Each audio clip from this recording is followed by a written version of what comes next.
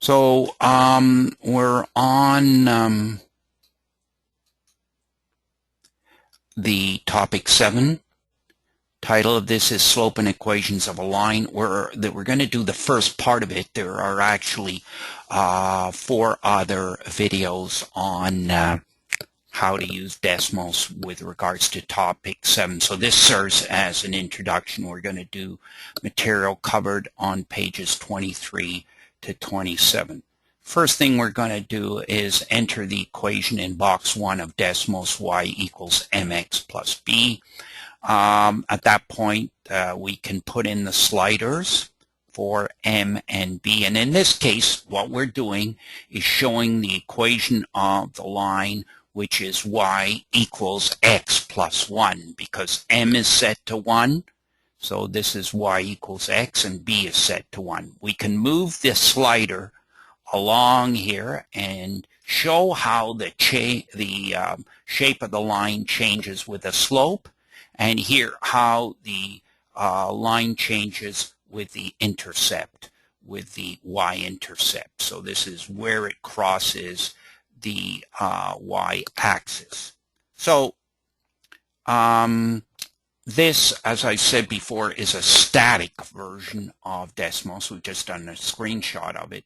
So you really have to go in and see, but it's one of the nice features of Desmos that you can see how a line changes with variations in M and B.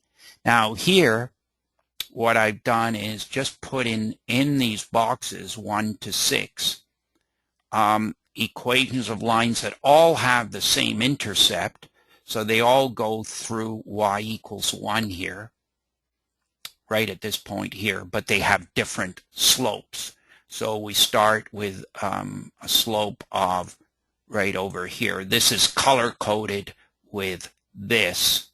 This is color-coded with that, etc., etc. So you can use the color coding to show these shapes of the lines, but these ones here have negative slope, so they are all shown over here. This one, and this one have negative slope. This one, and this one, of course, they're continued below, all have positive slope. So what we've done here is to show different slopes, but the same intercept. Of course, we could do if I enter these equations into box 1 to 4, what am I trying to illustrate? I'm trying to illustrate that all these lines have the same slope. Parallel lines have the same slope. How do they differ? They differ in the value of b, or the y-intercept. So here it's 6, here it's 3, here it's -1, and I've cut it off a little short here, but it should show -5. Also, we can use projector mode and click on the points to show exactly where the intercepts are. 6, 3, -1, -5. 6, 3, -1, -5. Of course, the x value is 0 along the y-axis. So that's just another way of showing it, and enhanced using the projector mode, which you can get from the little tools icon on the top right hand of the screen of Desmos. Now,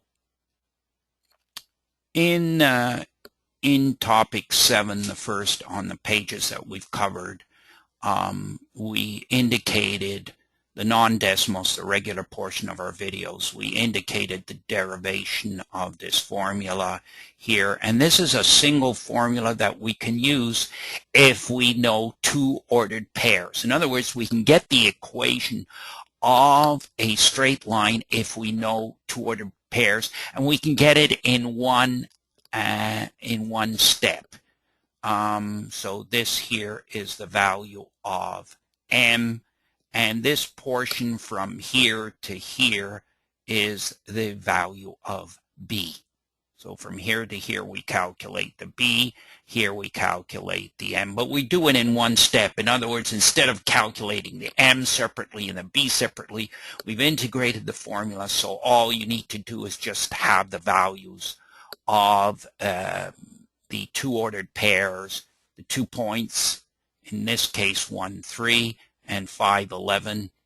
And so let's see how we can do it these two different ways.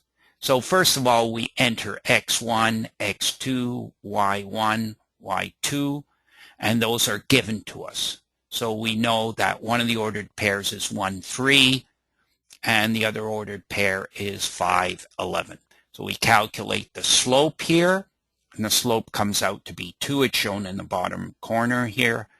And then we can calculate the intercept b value by putting an ordered pair in here, and it knows the value of m from here, so it calculates b. Now we can use b equals y2 minus mx2. That's okay, we'll get the same value. So we get m is equal to 2 and b is equal to 1. Then we tell it to plot the formula. Don't forget, these are actual calculated values. When you see this little line in here, it means it's going to graph it. So here it actually graphs y equals mx plus b.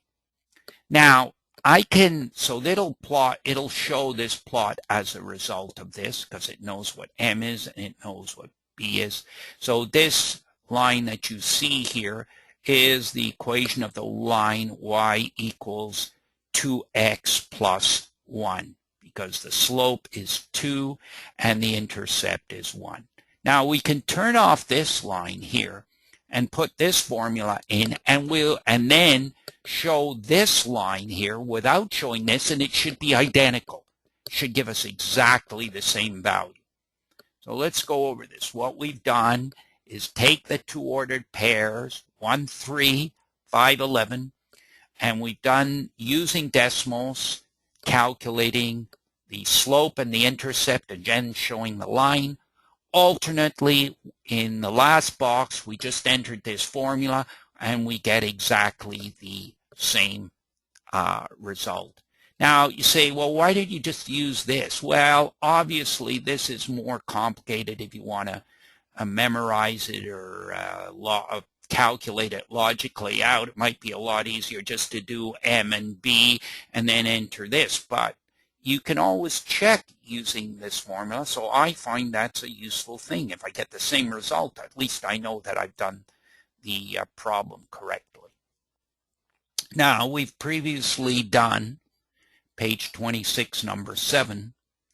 Find the equation of a line that is the right bisector. Right bisector means it's perpendicular to and through the midpoint of the line segment between -1, 1 and 3, 9. So here is the point, roughly speaking, of -1, 1. Here is the point 3, 9. Okay. The right bisector will cut this in half, so it'll be at right angles to this line. So you can see the little right angle mark here. The dotted line is the line we're looking for. It is the right bisector, because what it does is it bisects this line into two equal parts, and it also is at right angles to it. So the first thing we want to do is calculate the midpoint of these 2 points. So we take -1 and 3, divide it by 2, and we get 1. We take the y values, 1 and 9, divide it by 2, and we get 5. So that's the midpoint right here. It's not shown, but it's right here. This is the point 1, 5, right there. Now, if we take the slope of this line right here, the slope of the line joining these 2 points, we take the difference in the y's, 9 minus 1, over the difference in the x's, 3 minus -1, which is 8/4, is 2.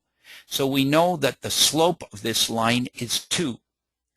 And if the line that we're looking for goes through the midpoint right here, but it also is the negative reciprocal of the slope of this point, of this line right here. So the slope of this line is 2. The negative reciprocal of this is 1 over 2. So I know the slope of this line right here is minus a half. And I also know it goes through the point 1, 5. Using that information, I know the slope. I use y equals mx plus b. I take 5 and 1 as 5 as my y value and x is my 1 value because that's this point right over here. And I know the slope of this line right here is minus a half, and I calculate b. So if I multiply through by 2 right here, I get 10. 2 times minus a half is minus 1, and 2 times b is 2b. I transpose this over to this side, I get 11. 11 equals 2b. 11 over 2 equals b. So there's the equation of my line, minus 1 half x plus 11 over 2. That's the equation of this line right here, the right bisector. So how would we do that in Desmos? What we would do here is put in, first of all, our ordered pairs. x1, y1, x2, y2, and then I would want to show these, so I use the square bracket notation to show the ordered pairs. It would show up just as a dot here and as a dot here. So these are the 2 points that we're given. Now, this is my notation. I've added this with my own software here. It doesn't show up in Desmos. But anyway, this point shows up and this point shows up so far. So now I look for the midpoint. I try to calculate the midpoint, which is right here. x1 plus x2 over 2, y1 plus y2 over 2, and that comes out to 1, 5, and it's shown with a red dot here. Again, this is my notation just to help you understand.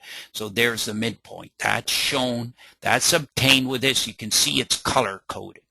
These ones are color-coded over here and up here. So the color coding for the dots are different so that you can recognize them. Now I calculate the slope. I give this a designation M1. And by the way, you can put this designation subscript in. You can do that with the keyboard on the, sorry about this. You can do that with the keyboard. On the keyboard for Desmos, you'll see a subscript. And so you can put that in. And now I calculate the slope of the line joining the 2 points right here. Let me show that a little better. So I want the slope of this line joining 3, 9 with minus 1, 1. And we put these values in here so I can calculate the slope. Comes out to 2. The negative reciprocal for this one, the line that I'm looking for, the slope of the line joining minus 1, 1 and 3, 9, is 2. This one right here. Slope of the line is this one right here is 2. Now the slope of the line perpendicular to it, okay, will be calculated here, M2 minus 1 over M1. So slope of this line is M1, slope of this line is M2.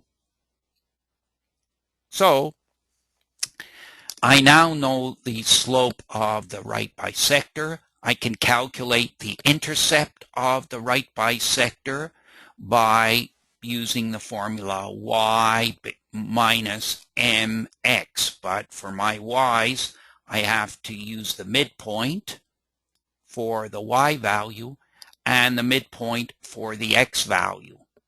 And I get b is equal to 5.5, which is 11/2. Notice this slope, minus 0.5, is the same as we did before, minus a half. Minus 0.5 is the same as this, and similarly, 5.5 is 11/2. So when I plot y equals m2x plus b, I will get the equation right here. I'll get this line right here, okay, which is the right bisector.